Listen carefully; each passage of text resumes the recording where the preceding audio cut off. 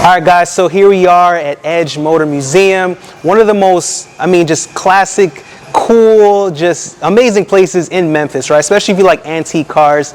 But I was welcomed here by Richard, and he's like, super knowledgeable, and he's like the guru when it comes to all this stuff. So Richard, man, I'm really excited to be here. If you just kind of tell me anything that you could about like here, or like how to start, or just like, it's anything. Love to talk about this. For sure. The name of this exhibit is American Speed. And it's the history and evolution of the U.S. sports car from World War II to the energy crisis. Wow. And how long have you been in Memphis?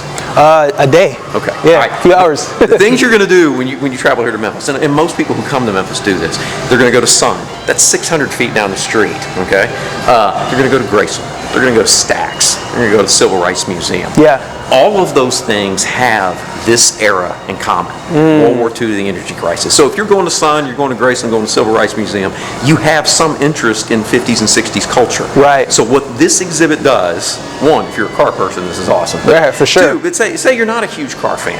What this place does is add some depth and breadth to the overall experience that you get when you do Memphis's rich cultural and musical history. Yeah.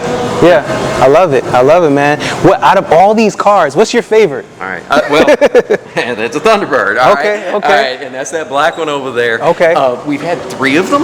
We don't own any of these. They're all just on loan. People are loaning their artwork with. Wow.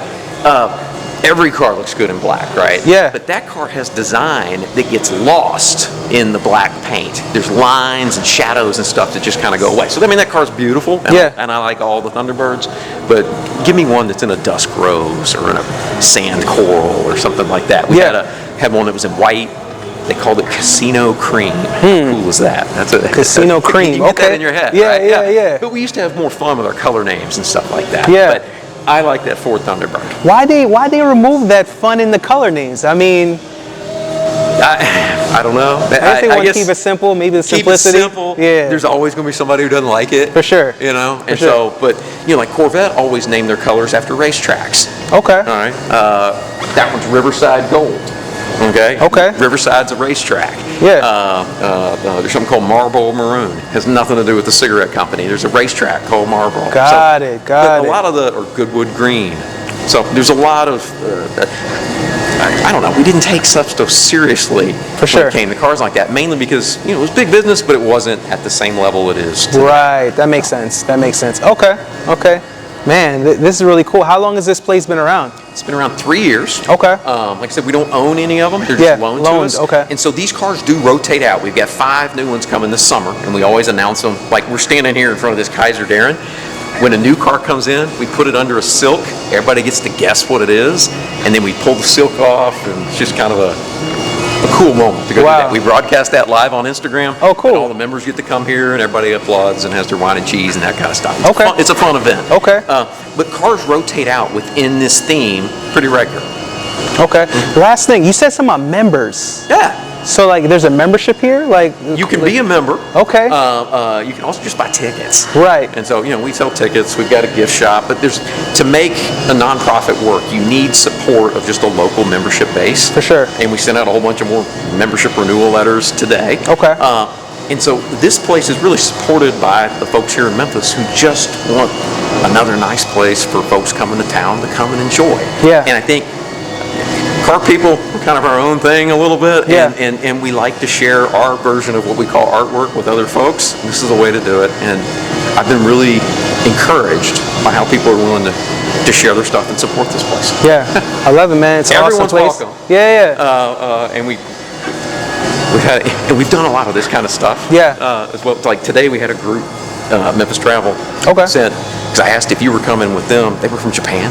Wow. And just doing TikToks and all this other kind of stuff. It was crazy. Wow. And I'm like, okay, sure. I don't. But I've always been impressed with the international knowledge base of this era of cars. Yeah. And we tend to do that when something is close to you, you kind of take it for granted. Yeah. And when it's far away, maybe.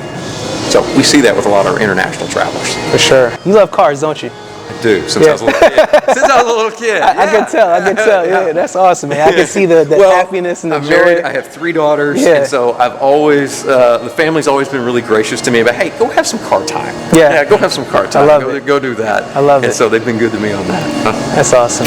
All right. This is a Glasper G2. There's only 2 of them on display in the entire world. One's at the Smithsonian. The other one's right here at the Edge Motor Museum. It's one of my favorite cars on display here.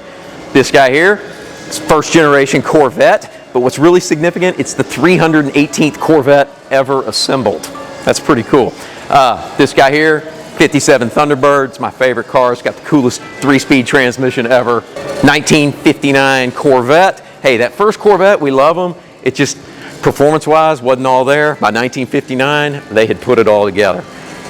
Here, some folks love this car, other folks think it's the ugliest thing in the building. I like it for that reason. It evokes a response. It's a Studebaker Avanti. It went 200 miles an hour at Bonneville, and it's the only car to have ever won a fashion award at New York Fashion Week. I think has to do with the knobs, the dials, but there's also a full ladies' vanity in the dash. You hit a button, 2 makeup trays come up, and a mirror flips up. That's nice. Bloomington Gold award-winning 67 Corvette. They call it the Stingray. You got the big stinger on the hood. This car it's a 99.4 judge car. It's perfect, and that's not my opinion. It was judged that way. It's probably the most valuable thing we have on display.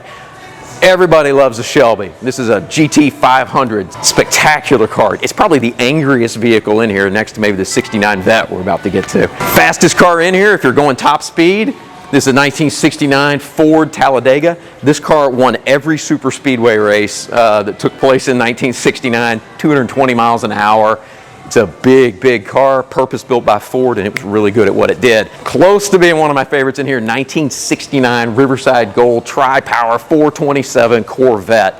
It is one mean car. It's probably the best sounding car in the museum. My favorite tidbit is that when the Apollo astronauts came back from circling the moon or walking around on the moon, GM gave them these cars right here. John DeLorean. Everybody knows him for that DeLorean car. Well, he really got his start at Pontiac, and this is the first Pontiac Trans Am. He took the Firebird Trans Am version. This is the only way they came. Nice. Boss 302. This was Ford's response to the Z28 that Chevrolet was coming out with those Camaros. Super rare option is that little bump right there. That's a tachometer. It's just like a heads-up display. Really great car. And then, wow, this may be the other most valuable car in the museum. It's one of 12 built Hemi Challenger convertibles. They just didn't do it. They were so torquey that you needed the roof for the support of the frame and all that, but they figured it out for 12 of them. Then this guy here, it's our newest car. It's a 1954 Kaiser Darren, and it's the only car in the world to ever do this. Pocket door. How about that? That's cool.